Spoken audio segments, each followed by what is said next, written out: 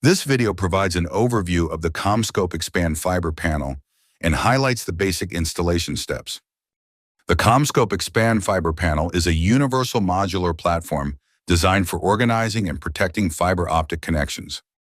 It accommodates various connector styles like SC and LC and supports fiber patching, splicing, and signal splitting functions to serve a wide variety of applications.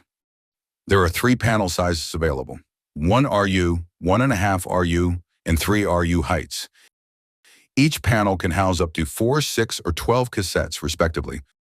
All panels have the same 19-inch wide by 12-inch deep dimensions. 23-inch brackets are included as a ship-along item if mounting into a 23-inch rack. To prepare the panel for rack mounting, the mounting brackets come from the factory installed on the front. Verify the pre-installed door latches are on top.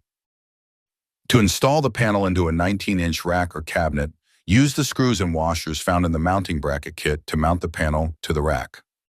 To mount the panel into a 23-inch rack or cabinet with a 5-inch recess, remove the 19-inch brackets. Reuse the 19-inch bracket screws and reinstall the 23-inch brackets in the 5-inch recess position. The panel is now ready to be mounted into a 23-inch rack or cabinet. To install the door, hold the assembly in a horizontal fashion with the port label facing up and insert both hinges into the bottom management fingers, as shown.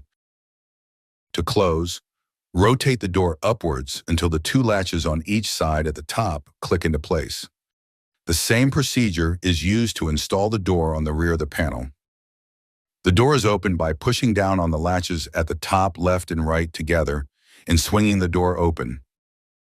To remove the door from the panel, locate the hinge assembly in the locking tab on each bottom management finger.